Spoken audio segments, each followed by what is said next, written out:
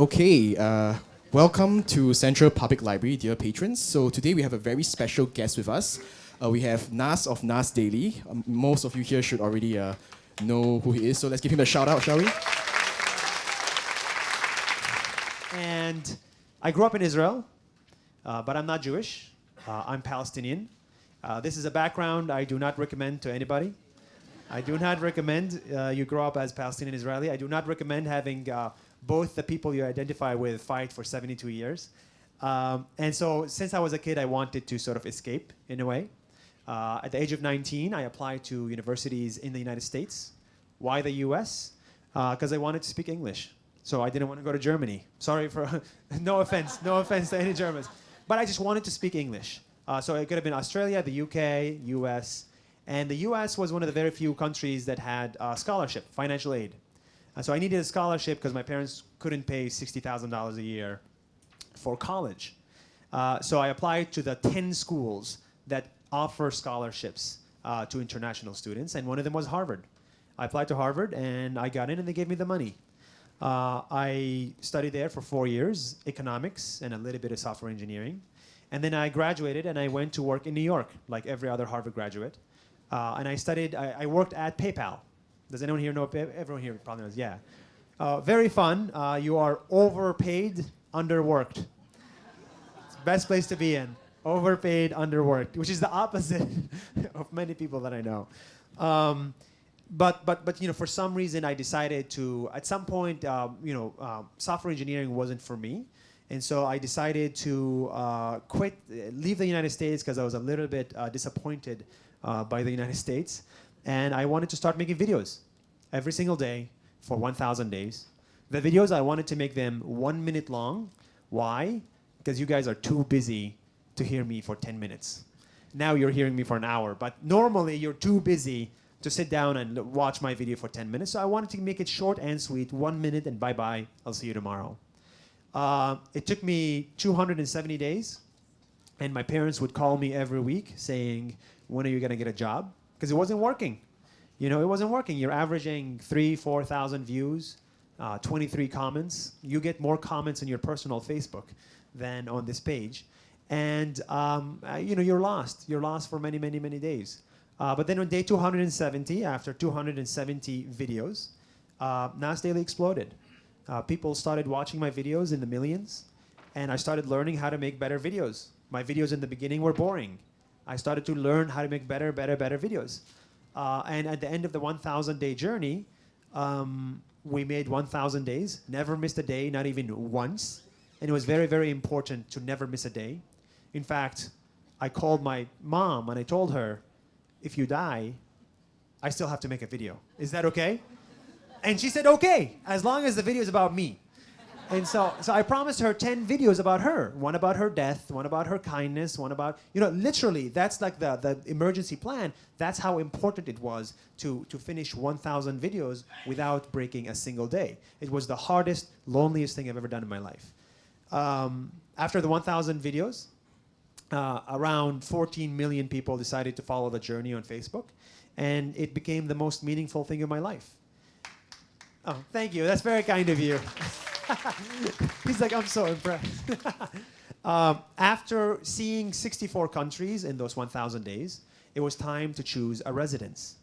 And really, a lot of countries are amazing. And I do have to say, Canada is perfect, but the weather is not. Israel is great, but, there's problems. Armenia is nice, but it's too small. Berlin is good, but I don't want to speak German. So, really by process of elimination, I ended up in Singapore. Because, I wanted a place where everybody speaks English. I wanted a place that is central. I wanted a place that is, everybody works hard. And I wanted a place that's growing, not decreasing. It is my opinion that a lot of countries in Europe are decreasing in progress. And there's some countries are increasing. And so this is part of the reason why I decided to move to Singapore. And I'm glad we did. It was one of the best decisions. We've been here for 6 months. And we launched a book. And the book launched in the United States a week ago. And now we're here talking about the book. Thank you guys for coming.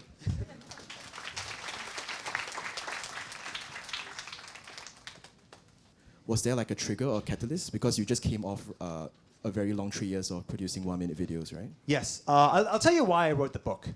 You know, when you make those videos, when you go on Facebook, actually, raise your hand if you are not on Facebook. Interesting. See, yeah, you're not on Facebook, yeah? Okay. So when you make those videos on Facebook, you're reaching millions of people every day. Like every day, we would average like 10 or 8 million views, which is insane.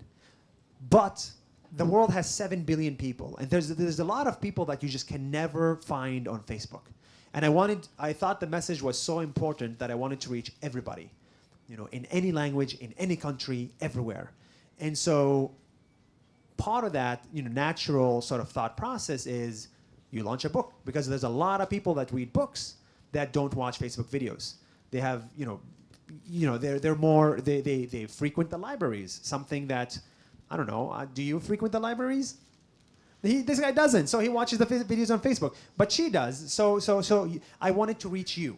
And looking at this audience now, like I see a different age group. I see a different target market that don't come to the meetups. They don't come to those meetups. Like this meetup we had in Singapore, at the back of the book. This is in Singapore, and you see the average age is like a lot younger. And it's great to reach the young people, but I also wanted to reach non-young people. Non-young people. See, I'm so polite. So the book is just another way to reach different segments of the market. And also another thing we're doing is now I'm translating all my videos to local languages. So my videos are all in English, but then, you know, when you go to India and you make videos in English, and then the tuk-tuk driver doesn't know what the hell you're talking about. You know, he speaks Hindi. And then you say, well, I make videos 1 minute, see you tomorrow. And he's like, doesn't care. And so how do I reach that guy? I want to reach that guy too. So we translated all NAS Daily to Hindi, to Vietnamese, right? Vietnam, yeah? To Arabic, to Thai. And so it's very important to reach millions of people that also don't speak English. And this will also be translated to German. Full circle. And so he went on a journey around the world to see the opposite of his, of what he grew up with. The opposite. So I wanted to take everything that's good out of every country in the world and just like form one perfect country. In a way, like, let us take care of our trash like Singapore does.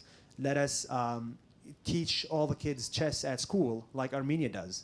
Let us be really cool with startups like Israel does. Let us be, champions of freedom like the United States does. Let us be as efficient as the Chinese. So all this stuff, like take the best out of every country to form one perfect country. And I think that message has no age. So do you feel like there's anything or any countries that got left out in the content of your book that you wish were added in but had to be cut for reasons of length? Or yeah, there are in the book. It was a very how do I say it? Like it was very hard decisions what to include, what not to include, and the reason for that is like my publisher and my agent said like, you should add some stuff that is just candy. Candy. Candy? Like, I went to Australia. I went there. I enjoyed it. It was fun. That's it, right? So that's candy. Because they said you don't want the book to be too heavy. So there is like, 20% candy. And so there's some heavy stuff that I had to leave out. But there's a lot of, we made sure to include a lot of heavy stuff in the book. So there's some countries we visited that were just candy. Our time there was candy.